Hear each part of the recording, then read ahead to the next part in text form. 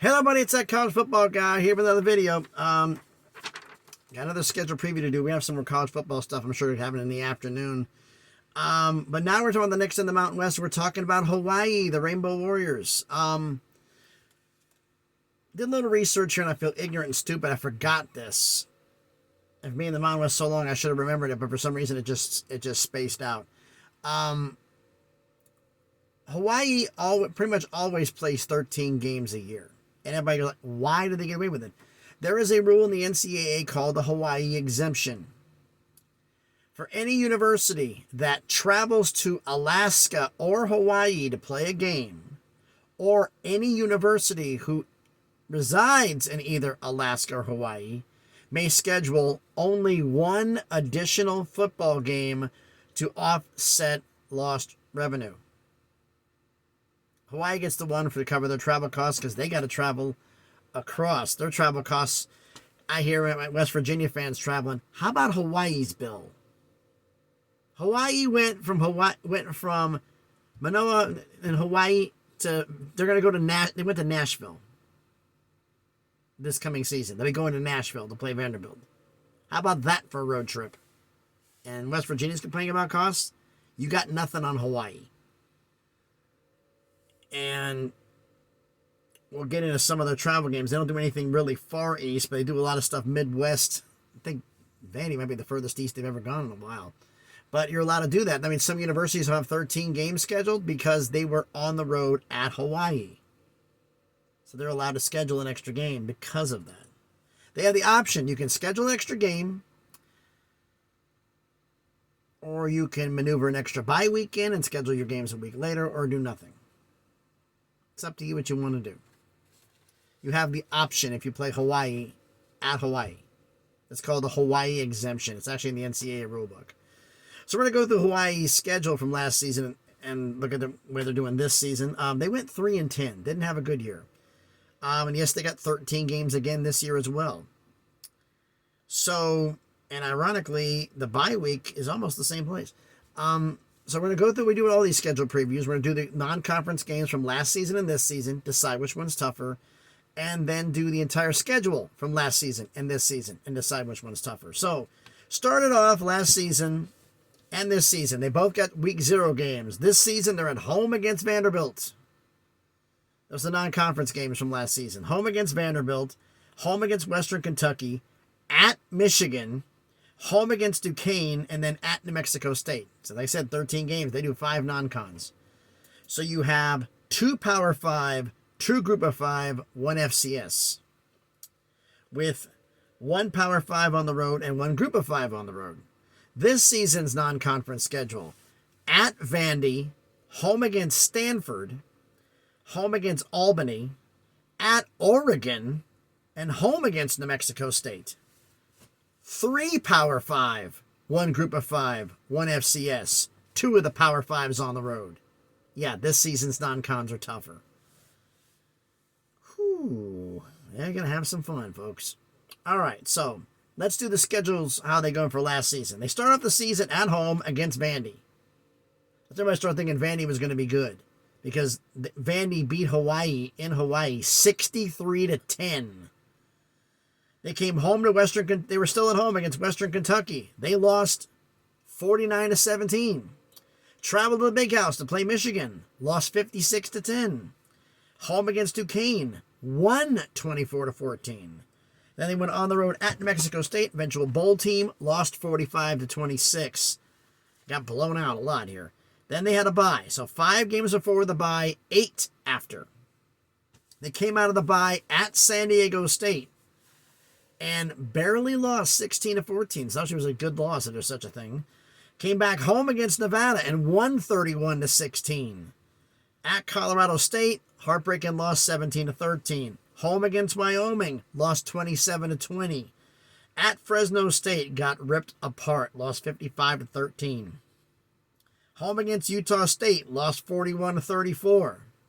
Home against UNLV, won in a close one, 31-25. And then at San Jose State, lost 27-14. Now, let's look at the schedule for this season. They go at Vandy week 0, home against Stanford, home against Albany, at Oregon, home against New Mexico State. Then they go at UNLV. Then the bye. So it's 5 in front of the bye, 8 after. This season it's 6 in front of the bye, 7 after. But you got 3 Power 5s in front of the bye. They come out of the bye at home against San Diego State. So they had San Diego State out of the bye both times for preps. That works. Then they're at New Mexico, home against San Jose State, at Nevada, home against Air Force, at Wyoming, and then finish the season at home against Colorado State. So which season's tougher? I mean, conference-wise, they played UNLV. If you look at the schedule, Fresno State and Utah State got swapped out for Air Force and New Mexico. But let's look at the road games from last season and this season. We'll decide. That usually tells me what the tougher schedule is. Last season's road games: at Michigan, at New Mexico State, at San Diego State, at Colorado State, at Fresno State, at San Jose State. Tough schedules. This season's road games: at Vandy, at Oregon, at UNLV, at New Mexico, at Nevada, at Wyoming. Having Fresno on the road, you don't have to schedule Fresno this year, and San Diego State on the road is tough with Michigan. I mean, if you look at it here, you got Michigan, New Mexico State, San Diego State, Fresno State, and San Jose State. You have 5 teams that have bowl games, bowl eligible. This season, in Oregon and Wyoming. Even though there's 3 Power 5s on the schedule. I mean, you got Vandy, Oregon. There's not that many bowl teams on here. It's like, this is tough. I mean, there are more bowl teams on last season's schedule than there were on this season's schedule on the road games. The bowl teams they faced them at home. San Diego State at home. San Jose State at home. Air Force at home. Can we say last season was tougher? Wow. I'll let you decide all that in the comments. So thanks everybody for watching the video. That one's kind of tough for me to decide. If you haven't done already though, smash the like button, hit the thumbs up. It helps with the algorithm, helps the video be seen by more people. Comment on the video. The 3 questions. 1, non-conference games last season or this season. Which one's tougher? I say that it's this season because they have 3 Power 5s on the schedule and 2 of them are on the road. And question 2, last season's schedule or this season's schedule. Which one's tougher? I can't decide. I'll let y'all decide in the comments. And 3rd question, they went 3-10. Do you think they have a shot at winning 4 games? 1 game improvement over last season. I mean, this isn't a prediction. I'll be doing that later on. Not too long from now, actually. But Vandy, they may not win that game. Stanford, maybe. Albany, they should get the win there. New Mexico, they should get the win. Nevada, they should get the win. Colorado State, they should get the win. Those were teams that had worse record. Colorado State was, Nevada finished 3-9. I forgot it was Nevada or Colorado State finished 3-9. I think it was Colorado State finished 3-9. Nevada finished worse. So, I think they got a shot. But, they played Colorado State on the road and lost by 4. Now they got them at home. Nevada, they played them at home and blew them out by 15. Now they got them on the road. New Mexico is the worst team in the Mountain West. Foreshadowing. But, I'll let you decide that as the 3rd question. If you haven't already, please subscribe to the channel. Just past 400 subscribers, all the way to 500. Trying to get that crawl up to 1,000 to make something happen.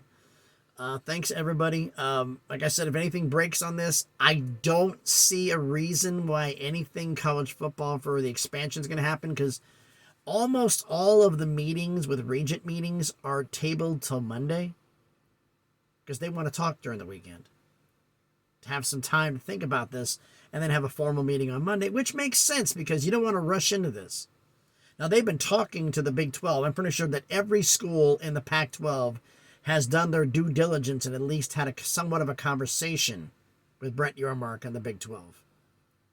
But we'll see. That's for down the road. So thanks, everybody, for watching. Please be safe out there. Have a great Friday. And please be good to each other.